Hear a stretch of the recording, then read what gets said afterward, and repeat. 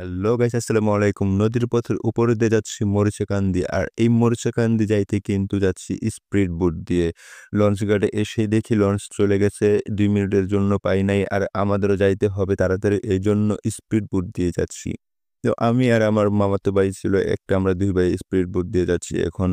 তো স্পিড বোটে কিন্তু ঢেউগুলা দেখছেন কত উপর পানি উঠে। আর একটা স্পিড বোটে কিন্তু নরমালি ১০ জনের সিট।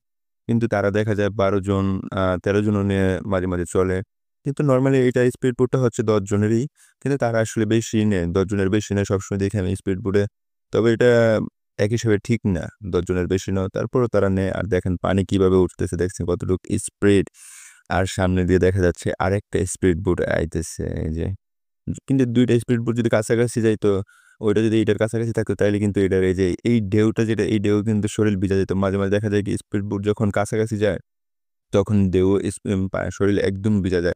একটা স্পিড বোট আরেকটা স্পিড বোটকে দূর থেকে দেখে ২ টা ২ সাইডে যায়, কারণ কাছাকাছি থাকলে তো ভিজা যাবে। এইগুলা ভিজে বেশিরভাগ হচ্ছে কুয়াশার মাঝে। যখন কুয়াশা থাকে তখন তো দেখা যায় না। তখন মানুষের শরীর অনেক ভিজা। আর দেখেন ওই যে এই সাইডে যে নদী, যে নদীর মাঝে মাছ চাষ করে দেখছেন কত সুন্দর করে। এইগুলার ভিতরে কিন্তু প্রত্যেকটার ভিতরে মাছ আছে এবং তারা এগুলাকে খাবার দেয়। খাবার দিয়ে এখানে বড় করে। যে আরেকটা স্পিড বোট আসছে, এটা আবার অনেকখানি সামনে দিয়ে আসছে। এটার ঢেউটা অনেক শরীরে লাগতেছিল। মনে হয়েছিল পানি পড়ছিল হালকা একটু শরীরের উপরে। দেখছেন কিভাবে মানে স্পিড বোট এমন একটা ঝাঁকি দিচ্ছিল এই ঢেউটা, কারণ ২ টা স্পিড বোটের ঢেউ অনেক বেশি। আর এই যে করিমপুরের নৌকাঘাটটা দেখতে কত সুন্দর দেখা যায়। মূলত গ্রাম অঞ্চলের নৌকাঘাটগুলা বা গ্রামের যে ভিউটা, এগুলো আসলে খুব সুন্দর লাগে।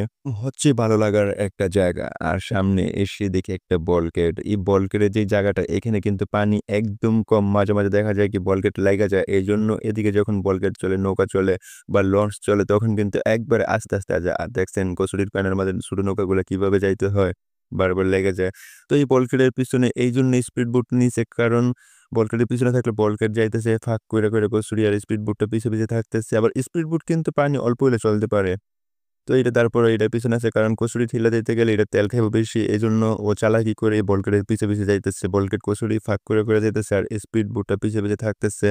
এটার পিছনে থেকে এটা যাইতেছে। এর পথে বলকেট চলক, লঞ্চ চলক, স্পিড বোট চলক, যখন কচুরির প্যানা থাকে তখন তাদের ঝামেলা হয়ে যায়। আর এই প্যানার উপরে দিয়ে গেলে কিন্তু তেল খায় বেশি। যায় আস্তে ইঞ্জিল বাড়াইতো। আর দেখেন প্যানার কচুরি প্যানা ছুড়ার পরে বলকেটটা কিন্তু ইঞ্জিল বাড়ায় দিচ্ছে, কারণ এদিকে এখন পানি বেশি আছে। তখন পানি কম ছিল, এজন্য আস্তে আইছে। আর দেখছেন বলকেটটা কত বড় দেখা যায়। এটা কিন্তু অনেক বড় একটা বলকেট দেখা যাচ্ছে এখানে। পিছন দিয়ে স্পিড বোট পাখা পরিষ্কার করলো, কারণ পাখাতে কচুরির প্যানা ছিল। পরিষ্কার করে তারপর স্পিড বোটের গিয়ার বাড়াইলো। আর সামনে কিন্তু দেখছেন কত সুন্দর ঢেউ দেখা যায় সাইড দিয়ে।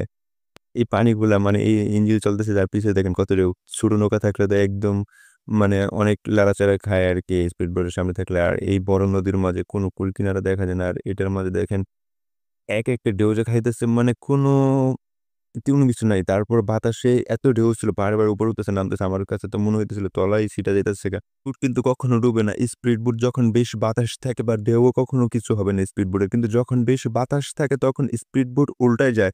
আর উল্টায় যাওয়াটাই কিন্তু রিস্ক। কারণ এটার পাখা কিন্তু অফ হয় না। আর পাখার মাঝে যদি হাত পা লাগে তাহলে তো অবস্থা শেষই। তবে স্পিড বুট এমনিতে ডুবে না। একটা জিনিসের জন্য ভালো। তবে যে ঢেউ আসতেছিল আমার কাছে তো মনে হয় যেন স্পিড বুটের তলা ফাইটা যাইতেছে। আর সামনেই কিন্তু মরিচা কান্ত্রী ঘাট। তো ভিডিওটা এখানে শেষ। আল্লাহ হাফেজ। বাই।